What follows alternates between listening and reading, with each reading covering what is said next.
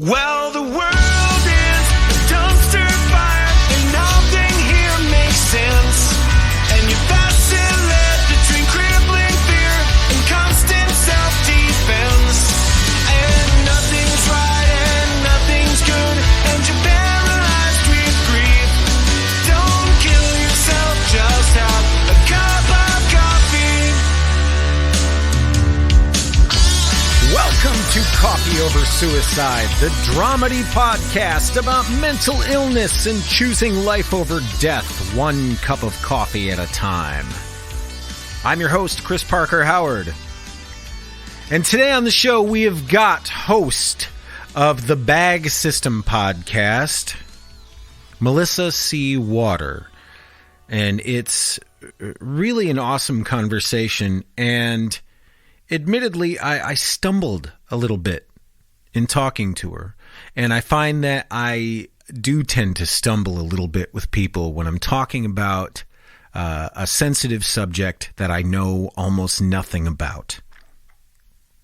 The other thing I discovered that I tend to do is I try to find a way in by explaining my personal situation that is either similar or an experience I've had with the subject at hand, to kind of bond a little bit. And I don't know if that's as helpful as just being completely open and honest and saying, I don't know, please tell me more. But before we get into this conversation, I wanted to take a little bit of time right at the top to say that Coffee Over Suicide is a podcast that is free to listen to, but it costs money to make. And I've had some difficulty finding some sponsors for the show because it turns out people are a little squeamish about the word suicide being in the title of the show. Context be damned. And that is where you come in, my faithful listeners. If you would go to patreon.com/coffeeoversuicide, you'll find that there are several tiers where you can help out and keep the lights on this show and keep it free for everyone for as little as $1 a month. And right now, for the month of September, at the placebo level, which is just $2 a month, you'll get a personalized video message from me saying thank you. You want me to sing you a song? You want me to do Christopher Walken impressions to you? I'll absolutely do it. As a matter of fact, for just $5 a month, we can have a conversation over video chat. Let's talk. Let's have a conversation. Go to patreon.com/coffeeoversuicide. Help me keep the lights on. And if you really want to help me raise in the ranks and you don't want to spend a dime, please rate and review on Apple Podcasts. Helps raise me in the ranks and raises the visibility of the show. All right, now that that's out of the way, let me tell you something exciting. Starting next week, the Coffee Over Suicide podcast is going to be a video podcast as well as audio. That's right. You can find us at the Randomify YouTube channel. So youtube.com/randomify. That's RANDUMBIFY. Really, really stoked to finally get this thing out there in a video format. Didn't really see a way to do it before, but found a way to do it now, and excited to share it with you. But that's next week. Today on the show, as I previously mentioned, we have Melissa C. Water from the Bag System podcast. And I don't know why I was so nervous talking to her. I don't know why. Sometimes that just happens. I get in my own head, and then once it turns into a conversation, it's great. But I'll let you be the judge. This is my conversation with Melissa C. Water.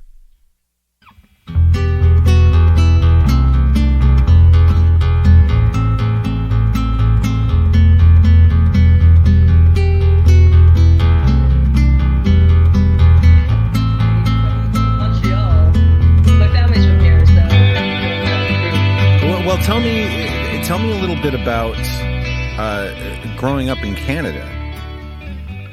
Ooh, that's vast. Yeah. It just depending on where you are in Canada. in Quebec, it's a very, hate on the English, hate on the French, but you're all like one province hating on each other for your language, and it's ridiculous. Yeah. So it's actually, I love Quebec though. It's beautiful. It's very multicultural in terms of, especially Montreal. It's really good. I like it. I appreciate living in Montreal since I moved from a little French town in the Mauricie. Call it. So I quite enjoy it. Yeah. Do you speak French? Yes. So that's something that you learn from a pretty young age. I don't remember learning it. Yeah, that answers that question. So tell me about because you have a set of circumstances for yourself that not a lot of people find themselves in, and certainly not, as you put it, in a way that people are familiar, that say everyday people have. So like, I can say that for me, when I was about 5 years old, I was kind of aware that something was a little sideways with me versus the other people around me. How old were you when you first felt that something was maybe not off, but different? You know what I mean? Right. Well, I guess that depends on which of the set of circumstances, because my Tourette syndrome, that started, I noticed it more in my teenage years because it got more motor tics, more movements, and not as much noises at the time, but a lot of head jerking, like cracking my neck, and I couldn't stop, and that would just I didn't understand it. I knew that there was something that I needed to stop doing, and I didn't like doing it, and that I couldn't help doing it, but I didn't know there was a word for it. Yeah. It wasn't really there's like this. I didn't assume a medical condition like Tourette syndrome, or like not really, well, a syndrome. Yeah. But thought there's something I don't know how to stop. And as it got worse and worse, I started realizing that there was something that was distinctly different, but I just didn't know what it was. In terms of the dissociative identity disorder, previously known as multiple personalities, that was a longer road, a much longer road. Yeah. Yeah, there was a lot of signs, but I dismissed them. I'm just like, no one's going to assume that the things that are going on is because of this thing that you assume no one, like, that is so rare that no one has it. You're like, it's so rare nobody has it. Like 0% of people have it. That's how rare it is. Yeah. So I can't possibly have it. And I would tell myself once in a while, I'd think, what if I'm not alone in my head? And I'm like, no, you weird person, you. I just kind of like make fun of myself, and I think, wow, that's really moronic. And I put myself down for thinking that there was more than one person in my head, which technically it doesn't really work as more than one person. It's more like parts of a person. Yeah. So, and then I'm just kind of like, well, maybe there is, but no. So I had to be told. That's the only way I was able to know.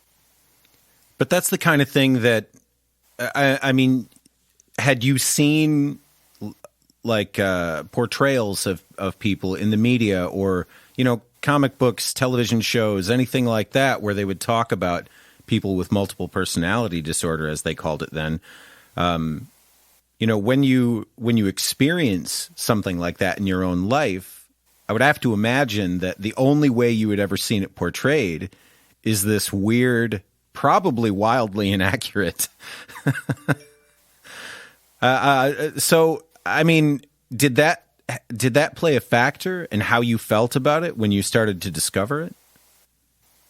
It did and it didn't, because although media was a little bit wild, especially since Split came out like a few years before I was diagnosed. I think that was 2017 with Split. Yeah. I was diagnosed in 2019.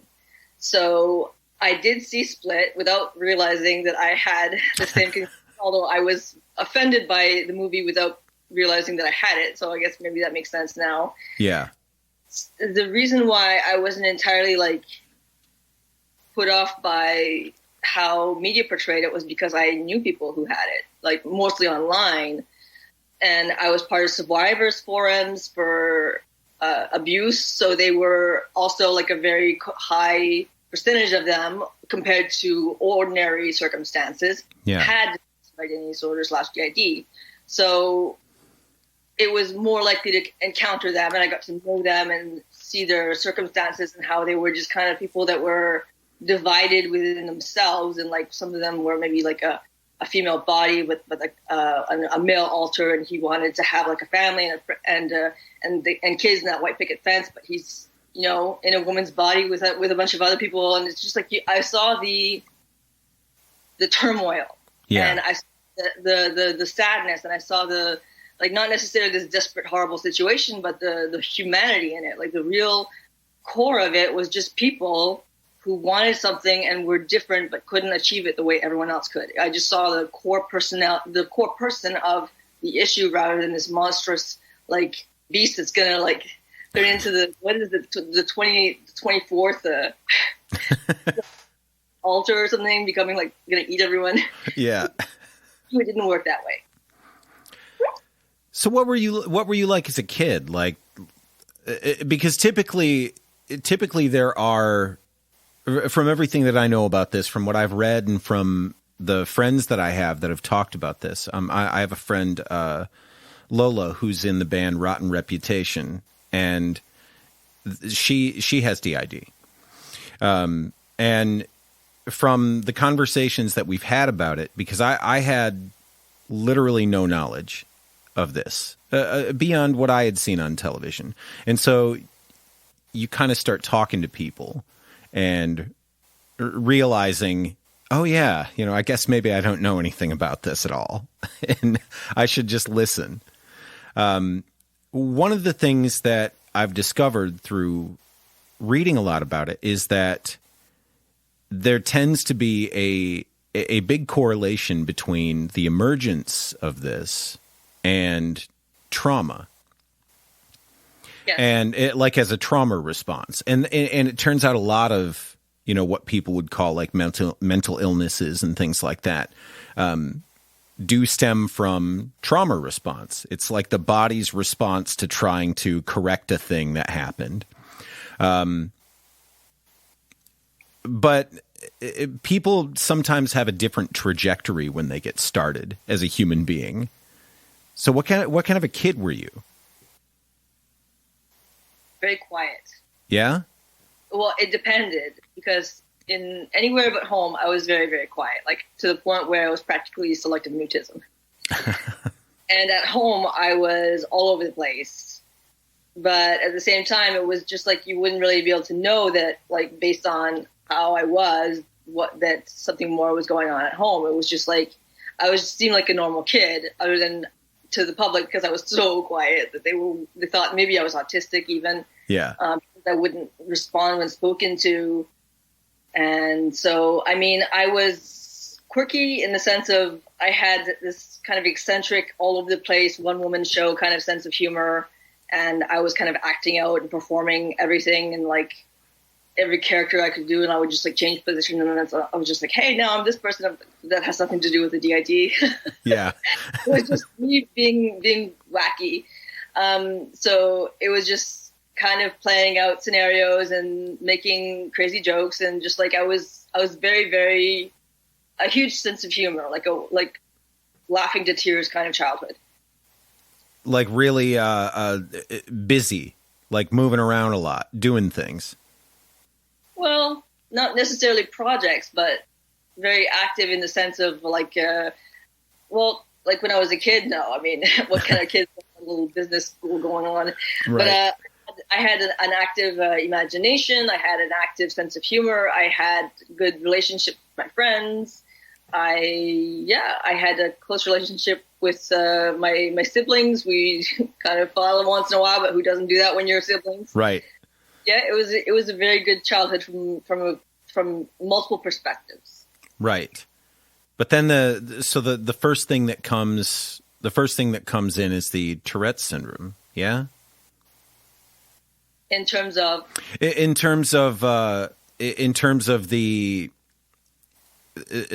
differences that you start to discover. Like, so the Tourette syndrome, that happens before the DID, is that right? Discovering it is what I mean. Yeah. Yes, because the DID would have happened. Well, Tourette syndrome is neurodevelopmental, so you inherit it or you develop it in the womb. but DID, you develop it through life. Yeah. So it's repeated trauma. So that would have happened like at a very, very young age. So then the first thing I didn't know though that anything had caused that my experiences had caused more than that, like a dissociative disorder. I knew that I was very, actually, if you consider dissociative wise, I was very into dissociating. Like that was my thing, you know, I loved it. Yeah. More like it was something that I vastly did since I was very young, and I just didn't talk about it or realize what it was, or I was embarrassed by it because it was kind of like me retreating into my head and imagining different scenarios to the point of completely losing touch with what was going around me. Like I could start walking somewhere, I might walk across the street, and I'm in my head, so it was really dangerous, or like going down the street and I go too far and I realize I'm lost and I have to come back because I'm just daydreaming these scenarios that are so vivid. And that was actually dissociation. Although it's not the same as having a headmate, it is the kind of a facet that contributes to, well, a headmate is what I call an alter, but it's what contributes to the kind of a separation within the mind. Yeah. So it's dissociation. It sounds like you were kind of uncomfortable just being out in public from a pretty young age, just being around people. Is that something you have a hard time with? Not so much anymore. I was terrified of people. I was afraid of them, afraid of everyone. That's why I didn't talk. But, we think it was just like social phobia, like in the sense of being afraid of and being embarrassed. But no, I was just scared of people. Yeah. So I didn't talk to them. I didn't want to open my mouth around them. It was just like danger, danger, danger everywhere. And at home, I guess I was kind of like, it's kind of like get used to the good parts, and then you just kind of adapt to those parts and stick to those parts, because that's what helps you get through. Yeah. Even though there was negativity and difficult circumstances, I was kind of myself there because it was like my environment, and I was able to kind of be silly there. Yeah. But yeah, it wasn't quite the same thing as in public. But now I'm at ease. I sometimes I've given conference speeches. I have my podcast. I have, my YouTube channel. I'm out there now, but like at the time, it took a long time to get there. Yeah. And I had a few defining moments that got me there, but like it took a lot of time to get there. Well, I'm really interested in that, because I have a similarity with you there, in that I was pretty similar. I was both wildly silly, but also very quiet as a kid. And I did have pretty severe social anxiety for quite a long time. In fact, I've been a musician most of my life, but I didn't go to my first concert that I paid tickets to go see until I was 30 years old, because I just couldn't handle the idea of going to a show that I wasn't playing at. I could play a concert because that meant, I'm here to do a job. I'm allowed to be here because I was hired to be here. But I can't be here if I wasn't invited. Like that, there was something really weird about that. But not that I'm saying you have the same thing, but the idea of having to overcome that initial obstacle to get to the place where you are talking to strangers, you are going places, and above and beyond what, say, even an average everyday life would be, like getting up on stages and having a podcast and things like that. How does somebody get from where you were to where you are? I'm thinking it was a lot of things. Mostly I was forced to. In a way, I ended up being, I had a lot of issues with my coping skills, which would call them coping skills or negative coping skills. Sure. And it put me within needing mental health help.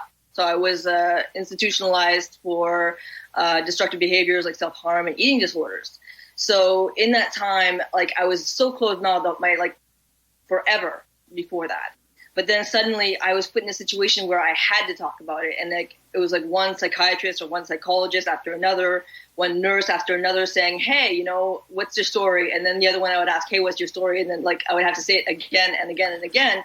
And I went from being 100% like, well, zip her mouth to like having to absolutely like say it constantly. So I was like, well, maybe it's okay if I say it to this person. And then I kind of dip my toes into the situation. And eventually I started being more open about it. And yeah, I guess it was just practice. But I got to it. Were mental health conversations something that were, fairly normalized in the community you grew up in? No. No? No, not really. We didn't really discuss it. I didn't know anyone who did, really. I guess I kind of reached that one, but no, because honestly, people would just like say antidepressants and just call it the happy pills or something. So it was like discriminated against, and it was just like, it wasn't a main topic. Yeah. So with regard to your family and your siblings and your parents, I mean, when you start saying, I think I need to see somebody because I'm having trouble, what do those conversations look like? Were they genuinely supportive or confused? In secret. Yeah. Wow. They had no idea that I was in the hospital. I was like, I call up my brother because I work with him at a cleaning contracts we did at the time. And I'm like, so I can't come to work tonight because reasons, bye. So, and I tell my boss something about my other boss that I have a few jobs at the time. And I said, well, family emergency, which was technically true because I'm part of my family. But I said, okay, sorry. And then I hang up and I'm like, my whole family had no idea that I was there. Nobody knew except for the hospital staff and my doctor who put me there. And how long are you in? So that day I was in for 2 weeks. Yeah, because typically now I don't know what the system is like there. I definitely know what the system is like here. Mm-hmm. It's quite a bit. It's a little nerve-wracking because you find yourself in this building, and let me speak for me. I don't mean to speak for you. So in my circumstance, I found myself in this building. I was also having self-harm problems. It was a little different for me because I at the time required my parents to sign me in. Because I didn't have insurance.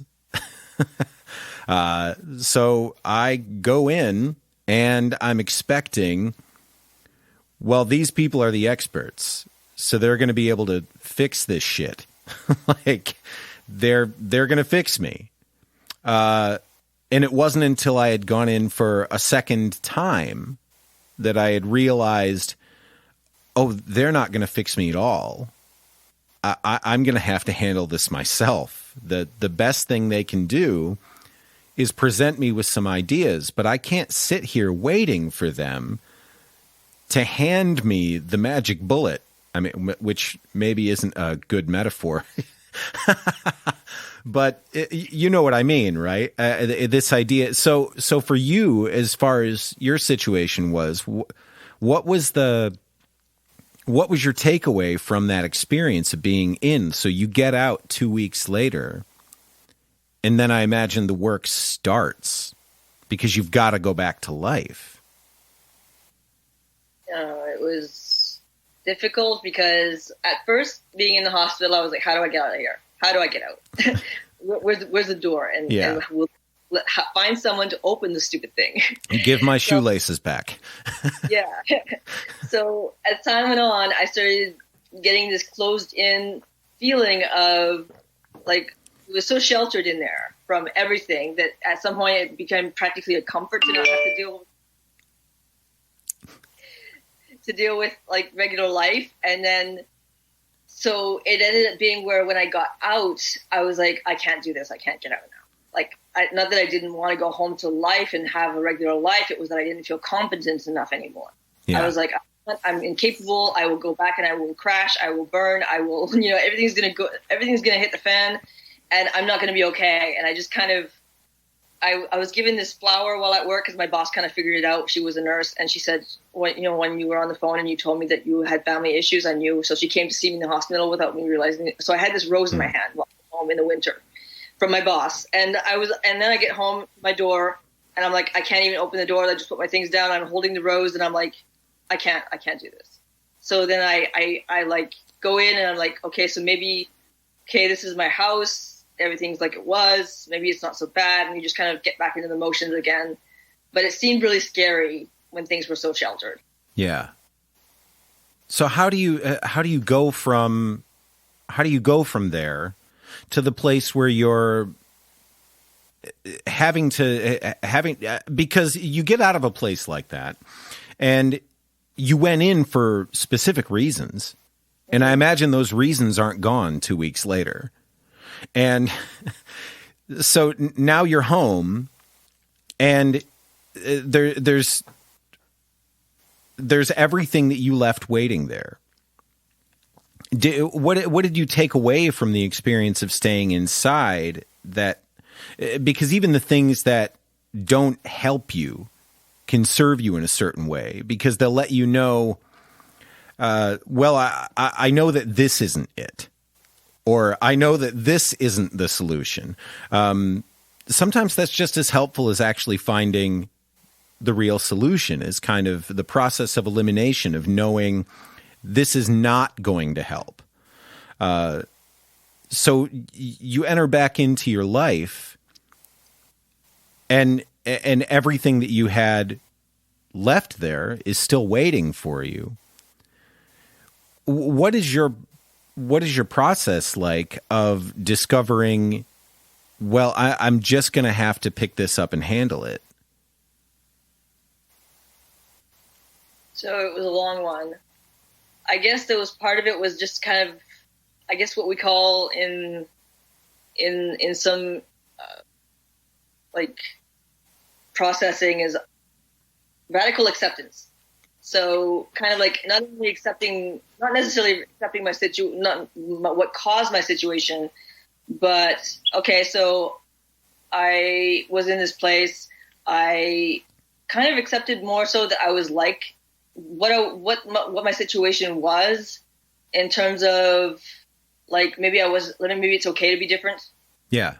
So I was like, well, these people, like, okay, so I had always called the people or the floor, the department in my town, the place people go when they're nuts. So, but then suddenly I was there, and I was like, maybe it's not so bad to be like them. Not that it's not that it's this nuts thing, but it's more like they were just like everyone else. Like they were normal people that just had something a little bit different about them, and maybe that's not necessarily okay to be like ill in the sense of like it's something you struggle with, but at the same time it's just kind of a thing, and it's just part of your person, and you kind of roll with it. So it's just everyone has something different about them that just happens to be what's different about them and us, So I kind of accepted being different, and kind of also it helped me to kind of not exactly embrace, but like the situation was so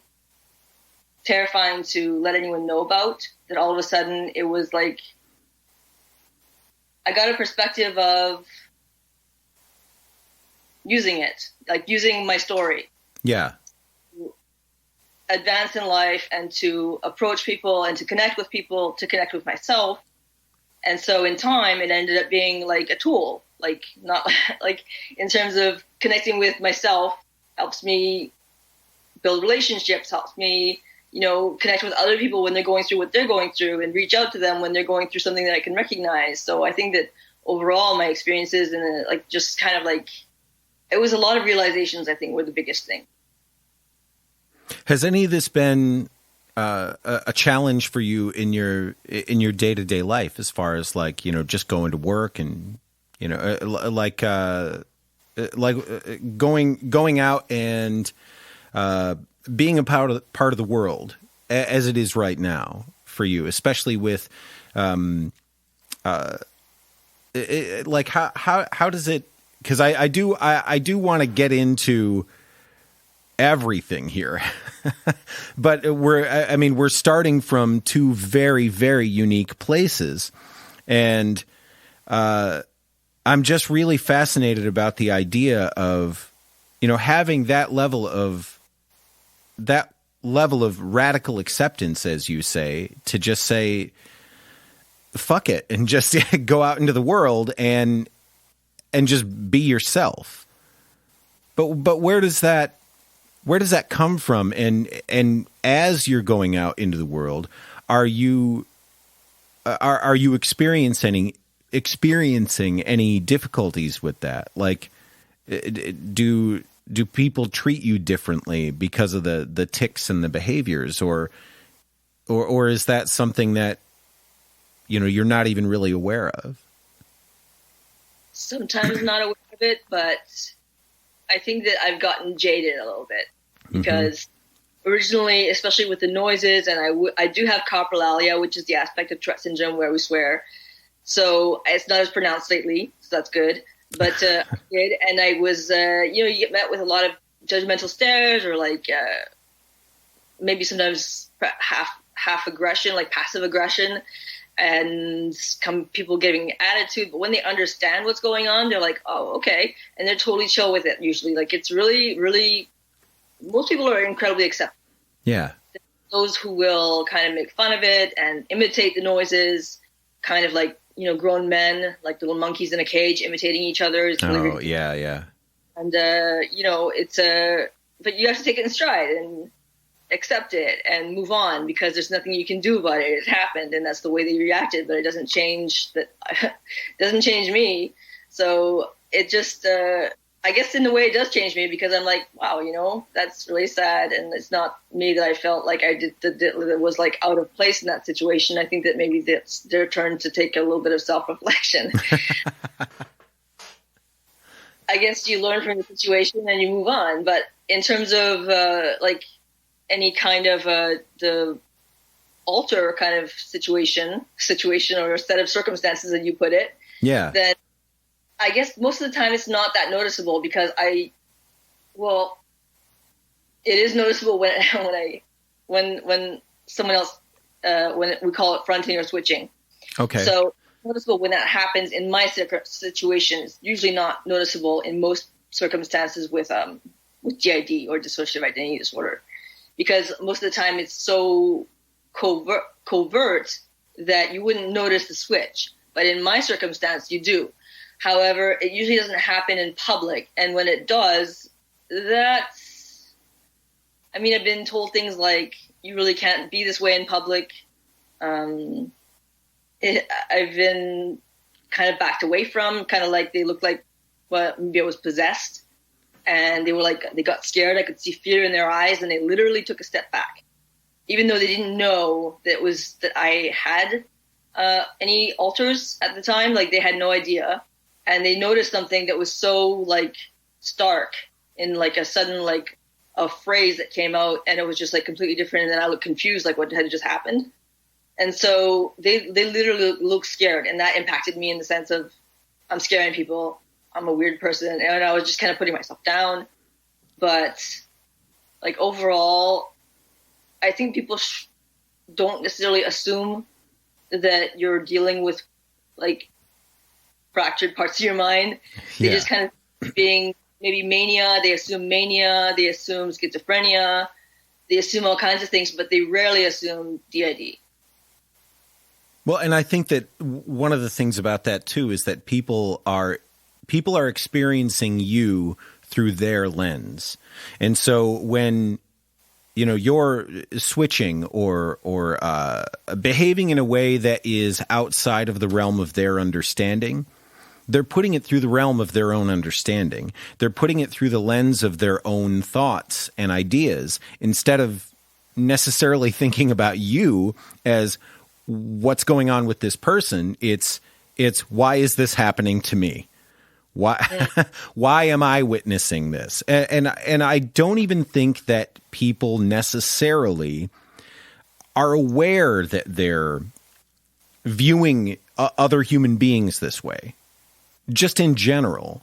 So when something, say, out of the ordinary comes across their experience, instead of coming at it with a level of empathy or even interest in the other person, it turns into a thing of, how is this about me?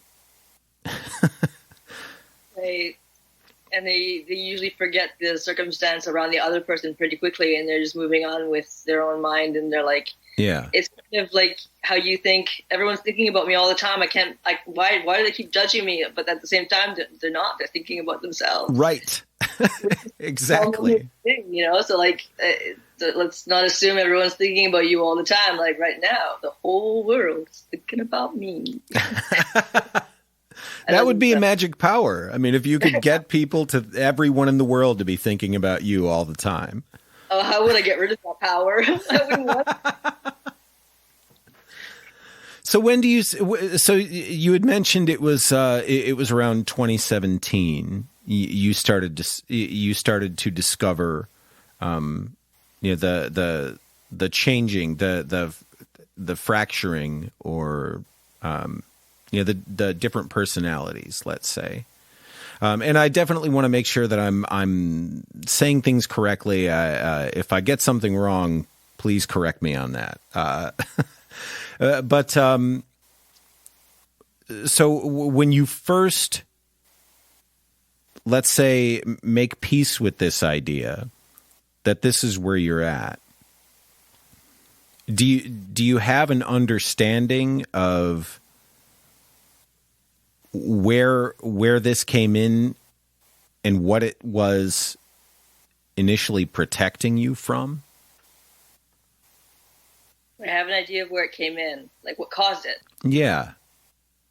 So, I mean, in my case, I didn't remember everything that had happened because that's the dissociative walls create where some parts of the mind remember things that the others don't. So there's the amnesia walls. Yeah. But I did remember a lot happening, and there was things that were witnessed. I didn't remember. They were like, hey, I saw this. And I'm like my grandmother witnessing events in my life, or my mother witnessing events in my life.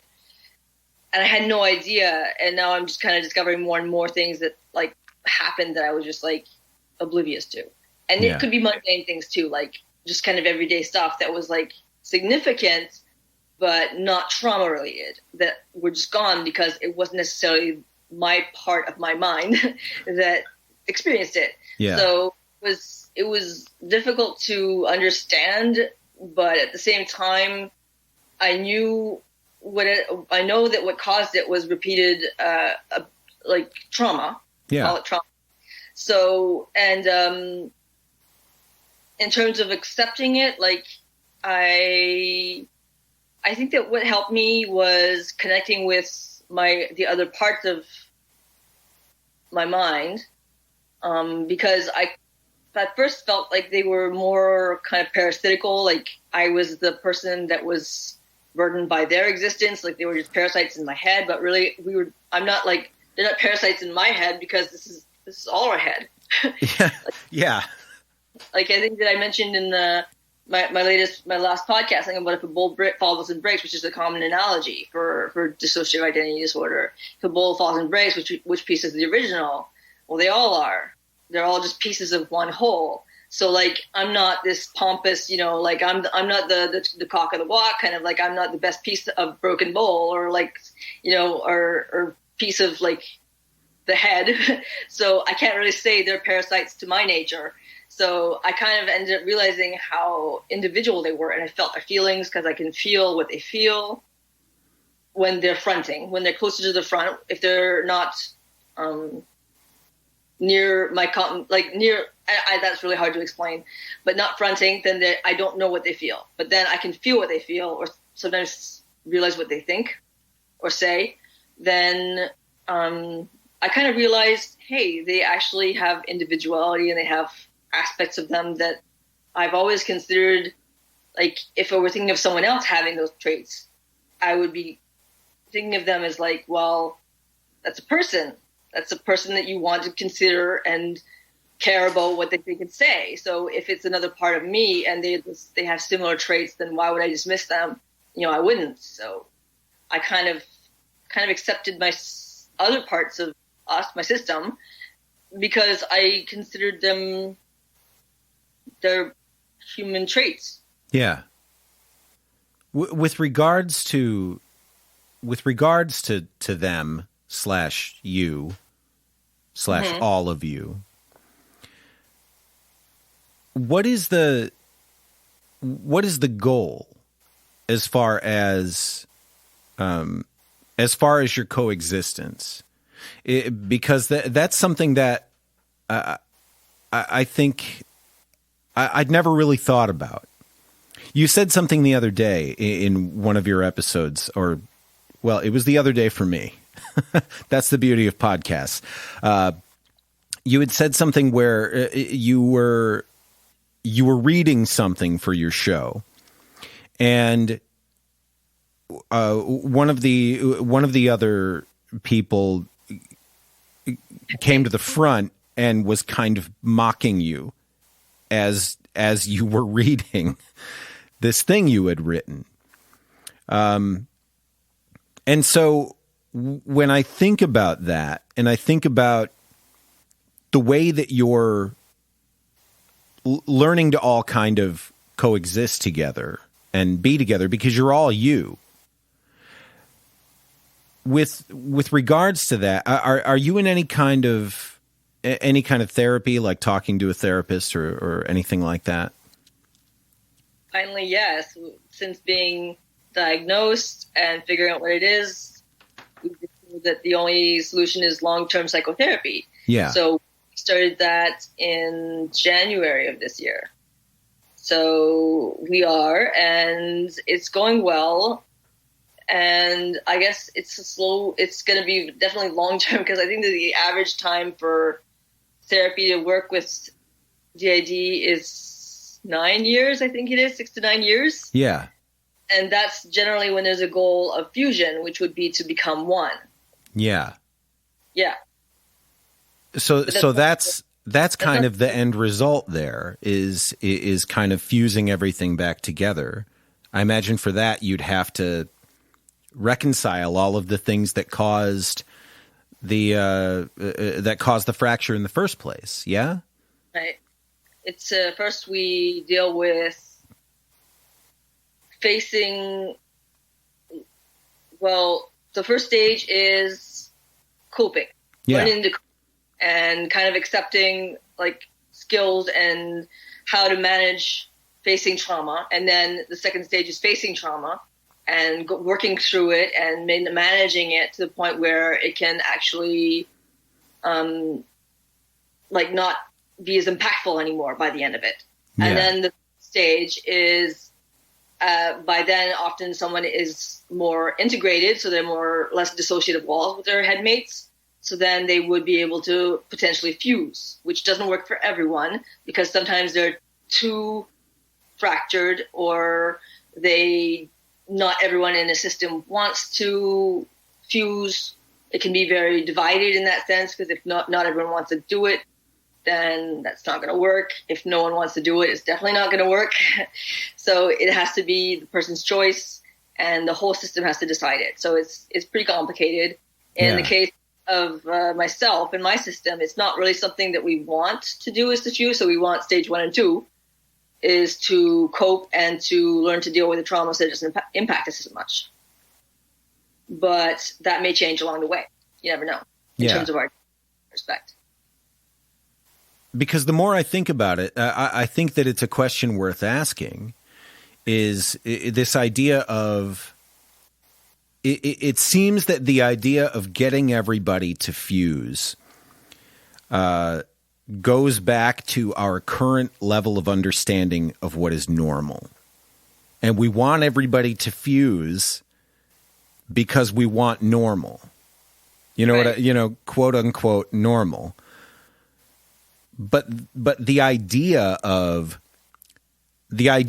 separate cohesion, yeah, like everybody kind of being on the same page, like we're going to work to benefit each other, also seems like an option. I mean, what do I know? I'm not a therapist, but medicine comes a long way, including therapy and conversations about things. And we now feel a lot differently about a lot of things than we felt 20 years ago, 10 years ago, and certainly 50 years ago. There's a lot of emerging thought on how to change things. And the idea that you had brought forth before, this radical acceptance, well, radical acceptance of your circumstance is one thing, but really radical acceptance of yourself being radically different, that's something that you could probably use for yourself to great effect. Yeah. And as a strength, really. Yeah. Yeah. It's something that more and more people with DID are allowing themselves to pursue, is functional multiplicity, because before it was more so like a one-track mind within the psychiatric community. The professionals would say the only way is fusion. That's the only way, which some people still believe that's the only way. But more and more, they're leaving it open to be able to say, hey, it's your choice. You decide where you go this far. Not everyone is that malleable to allow you to make that choice, but it should be everyone's choice whether they fuse or not. But functional multiplicity, I see it like, I mean, it's functional, so why not? If it's not a disorder anymore, if you're not disordered, if you're not distressed, if you're working at a point where you're well with yourself and you can work with your headmates and say, okay, so I can't do this, but you can, or I could do this better if, then there's always kind of like this kind of, you have access to parts of yourself that when one of you is just kind of like, it's kind of like leave no man behind, where, you all take care of each other. And when one person can't, then maybe another part of you can. And it's just kind of an asset. It's endearing too, because like say in a circumstance where like I'm really upset or maybe even neutral and kind of detached, and then say someone else comes forward, or fronts is the word, then someone like that feels very positively, then I start feeling their positive emotion. And it's like, hey, I was feeling like completely bitchy, but now like there's all this absolutely positive, euphoric feeling, and I start feeling better. So it's kind of a coping tool almost. Well, I mean, the idea in itself is a coping skill. It's how you develop it. But yeah. The whole thing is very therapeutic in a way if you kind of learn to accept it and embrace it and work with it. That's incredibly powerful. It's not something that I've ever really heard discussed too often. But this idea, I mean, I used to have, my situation was complete choice. So I'm not making my situation parallel to your situation. So let me say that. But one of the ways that I was able to cope with my social anxiety, especially being a person who wanted to perform, was I had created an alter ego. And for me, I was afraid to go out and talk to people and do things, but this guy wasn't. And so I would just kind of put this guy on like a suit, which is different because I was aware I was wearing a suit. You know what I mean? I was aware that I was acting. It was a choice. It was a completely different thing. But the thing that I discovered about it was there were strengths. There were things that I felt that I couldn't do, that this other guy could do. And the idea the idea that you could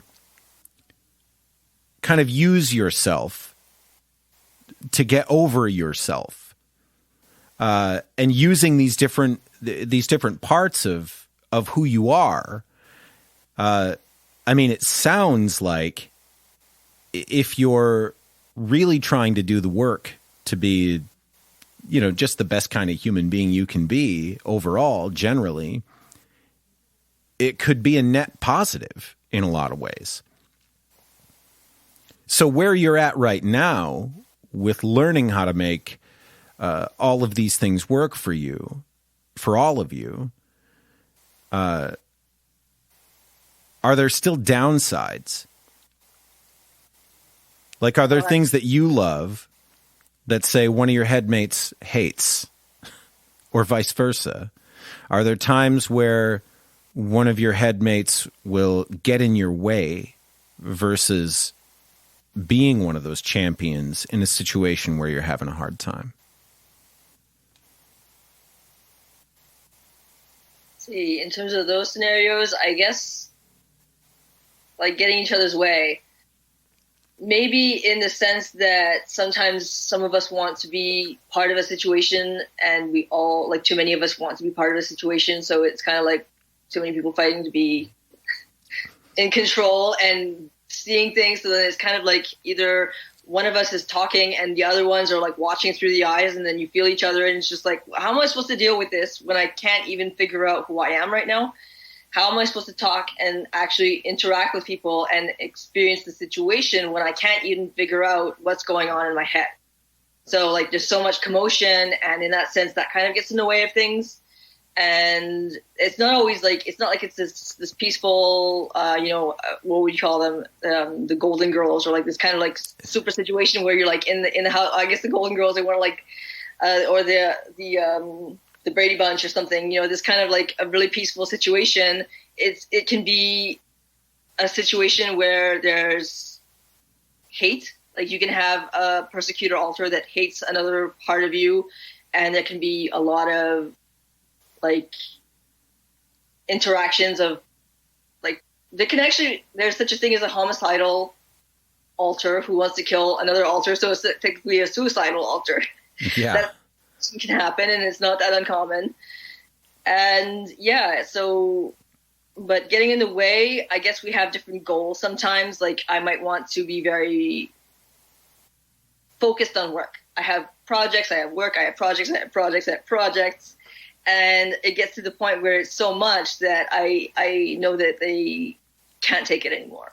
So we have to figure out some kind of middle ground so that everyone can tolerate a situation, whereas not just consider one, because otherwise everyone's going to experience the consequences, even the person even me, because if I want to work and work and work and they're impacted, eventually it's going to take a result on everyone, including me, because there's going to be maybe more dissociation.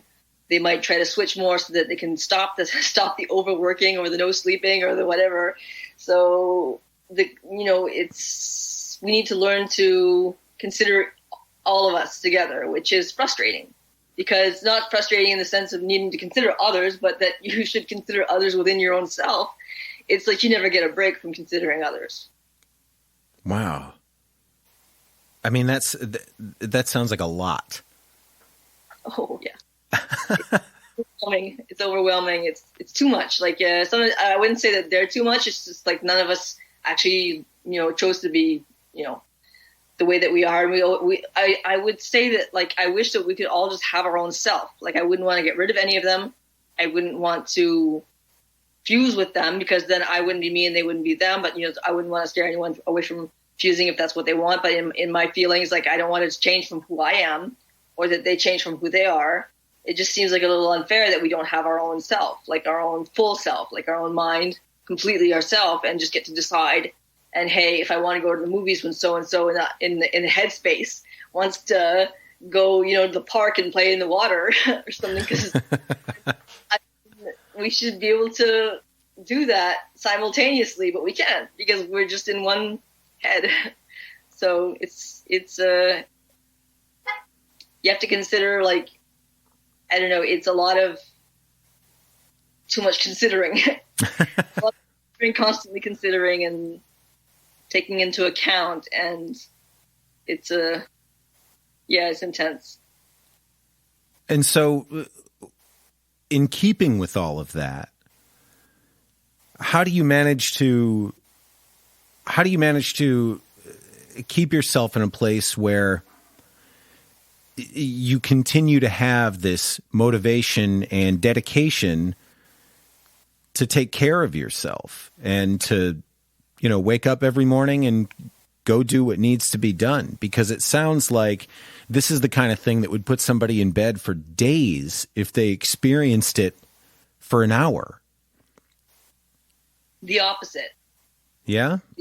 Because if it were just me, I would stay in bed for hours thinking about what had happened in the past, being crippled from my life experiences. If it weren't for them, I would be so crippled that I couldn't handle it. Like my mind, the fact that they're there means that it was a coping skill that was so necessary that our minds kind of like split into walls. Like it didn't split, but it kept dissociative walls. So if it wasn't for that, would my mind have survived? Would I have cracked in a really bad way that was not quite the same kind of cracking? Like, so if it wasn't for them and it was just taking me into account, I might just self-destruct. But then thinking of them, I'm like, well, if I self-destruct while they're there, which they are, then, well, I'm taking them down with me. So I want to take care of them. And by wanting to take care of them, I'm taking care of me. And I'm saying, I will not stay in bed. I will not lose it. I will make it work because I'm not the only one that's going down with this ship. So. Well, I'm glad that I'm so glad that you are out there sharing your experiences, talking about this openly with people. I think it's incredibly powerful. I mean, it's endlessly interesting, and it has the potential to change the conversation. And I just, I'm really in awe of everything that you're doing, and I can't thank you enough for talking to me today. Thank you, and thank you for inviting us on. This is a really profound conversation. I like how much you care about the deeper parts of it, not just kind of hey, this homicidal person is actually being nice. It's just kind of feeling the flow, and I liked it. It was a good conversation. And there you have it. God, that really was a great conversation. I can't thank her enough for showing up here. If you want to get some more Melissa in your life, and I know that you do, go to thebagsystem.com. You can find links to all of the various things that she's doing there. And don't forget to go to Apple Podcasts, subscribe to the show, rate and review if you find it helpful, or if you love it like I do. And as for me, you can definitely find me at coffeeoversuicide.com. Don't forget to go to patreon.com/coffeeoversuicide. It helps me out, and you can get some fun stuff in return. And don't forget to rate and review on Apple Podcasts. Video starts next week. But until then, don't kill yourselves out there.